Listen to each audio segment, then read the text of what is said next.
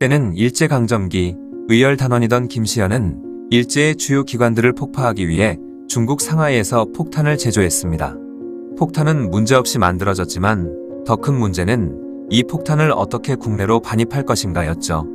그래서 김시현은 일제의 감시를 피해 몰래 폭탄을 반입해줄 사람을 물색하던 중 한 인물을 찾게 됩니다. 그는 바로 일제 고등경찰과 간부였죠. 정말로 일제가 절대 의심하지 않을 존재였던 것입니다. 하지만 다른 의열단 단원들은 김시현이 찍은 인물을 믿지 못한다며 결사 반대를 했지만 다른 방도가 없었고 알 수 없는 김시현의 자신감에 어쩔 수 없이 그를 믿는 수밖에 없었죠. 오늘 이야기할 인물은 바로 독립운동가 김시현에게 선택된 일본 경찰 황옥이라는 인물에 대한 이야기입니다.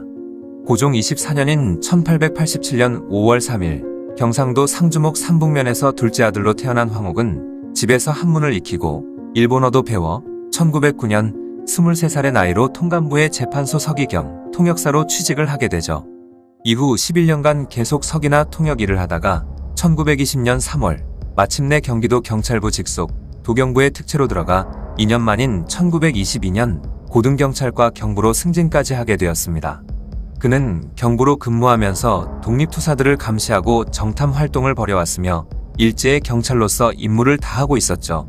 그러던 그 해에 한 사람을 만나게 되었는데 그는 바로 의열단의 단원 김시현이었죠. 김시현과 술 한잔하며 대화를 주고받던 황옥은 마침내 의열단에 가입해 독립운동에 헌신하기로 결의하게 되었습니다. 의열 단원들은 여전히 그를 믿지 못하고 있었죠. 일제의 경찰이었고 최근까지 독립운동가들을 감시하고 있었으니 그럴만도 했습니다. 그러던 중 1923년에 누군가가 종로경찰서에 폭탄을 던진 사건이 발생했죠. 이 사건을 일으킨 사람은 다름 아닌 의열단 단원이자 쌍권총으로 유명했던 김상옥이었습니다. 점점 일본 경찰의 수사망이 좁혀져 오자 황옥은 김상옥에게 일본 경찰에 대한 정보를 제공했고 무사히 김상옥은 상하이로 몸을 피할 수 있었죠. 그러자 황옥은 폭탄을 던진 범인을 검거하고 관련자들을 모조리 색출한다는 명분으로 중국 천진에 출장을 가게 되었습니다. 그곳에서 그는 의열단의 단장이던 김원봉을 만나게 되었죠. 그렇게 그는 김원봉에게 독립운동에 가담할 것을 서약하게 되었고 조선총독부와 일제의 조선 침탈 기관들 파괴 및 일제의 주요 인물들과 친일 민족 반역자들을 암살하라는 지령을 받았습니다. 그리고 김원봉으로부터 폭탄 36개와 권총 5정을 받은 황옥은 의열단 단원인 김시현, 권동산, 김재진 등과 함께 일제의 눈을 피할 수 있게 도와 그 무기들을 중국 단동과 신의주를 거쳐 마침내 경성까지 몰래 들고 올 수 있었죠. 이때 황옥이 없었다면 이 많은 무기를 들고 국내로 들어올 수 없었던 것입니다. 그렇게 몰래 들여온 무기들로 일제의 본진인 조선총독부와 조선의 땅과 자원의 수탈을 목적으로 세운 동양척식주식회사 그리고 조선총독부의 기관지였던 매일신보 건물 등을 일시에 폭파해버리는 제2차 국내 거사를 준비하게 되었죠. 착실히 준비를 해가는 도중에 갑자기 일본 경찰들이 들이닥치게 되어 모든 계획은 수포로 돌아가고 황옥을 비롯한 의열단원인 김시현, 김진기, 조동근, 유석현 등은 일제에 체포되고 말았습니다.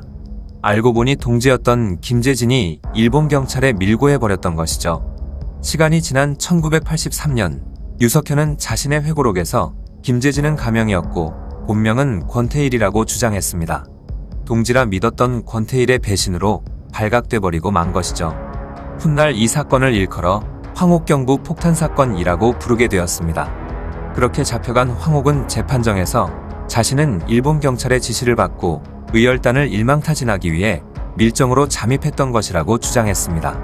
또한 최후 변론에서도 자신은 일본 경찰의 간부로서 시키는 임무도 완수하려 노력했고 성공하면 경시까지 시켜줄 줄 알았다 라고 했지만 유죄로 인정되어 12년의 징역형을 선고받았죠. 그렇게 그는 징역살이를 하다 결핵과 폐렴으로 형집행 정지 처분을 받아 1925년 12월 가석방되기도 했고 그러다 1928년 5월 재수감되었다가 9개월 후 다시 가석방됐으며 그 이후부터 해방될 때까지 그의 행적은 불분명하다고 합니다. 그러다 광복 후에 다시 나타났는데 미군정이 경무부에서 경무총감으로 근무하다가 반민특위에서도 활동했다고 하죠. 1950년에는 제2대 국회의원 선거 때 파주에서 출마했다가 낙선했고 한국전쟁이 발발하자 북으로 납치된 후 이후 행적은 알려지지 않았습니다. 황옥이 일본의 밀정인지 독립운동가인지는 여전히 여러 주장이 있는데요. 그가 법정에서 했던 말들이나 최후 변론 등과 함께 황옥이 체포되었을 당시 경찰부장이던 시로가미 유키치는 황옥은 일제가 의열단을 일망타진하기 위해 침투시킨 것이었다 라고 증언해 준 걸 보면 그가 진짜 일본 밀정이었던 것 같기도 하죠. 그래서 많은 사람들은 의열단의 제2차 국내 거사 계획이 실패한 이유가 황옥이 일본의 밀정이었기 때문이다라는 주장을 펼치며 이 황옥경부 사건을 일제가 의열단 활동을 저지하기 위한 공작이었다고 보고 있습니다. 황옥 역시 일본의 밀정이었기 때문에 완벽한 연기를 위해 같이 투옥되기도 했지만 몇 년 안가 가석방된 것도 그 이유라는 것이죠. 그런데 반대 의견을 내는 사람들은 황옥이 정말 밀정이었다면 의열 단원들이 체포된 후 일제로부터 포상도 받고 승진도 했을 텐데 오히려 경찰에서 잘리고 징역을 살았다는 것이 그가 일본의 밀정이 아니라는 증거다 라고 주장하고 있습니다. 그가 깜빵에 갇힌 것이 밀정이라는 증거와 동시에 밀정이 아니라는 증거라고 말하고 있는 것이죠. 그런데 나중에 1924년 김지섭이 도쿄 황거 투폭 사건 때 사용된 폭탄도 황옥이 총독부 물건이라고 둘러대 세관을 통과시켰던 폭탄이라고 합니다. 그리고 그의 동생인 황직년은 황옥의 부탁을 받아 의열단에 합류해 독립운동에 온몸을 바쳤고 결국 체포되어 형무소에서 순국했습니다.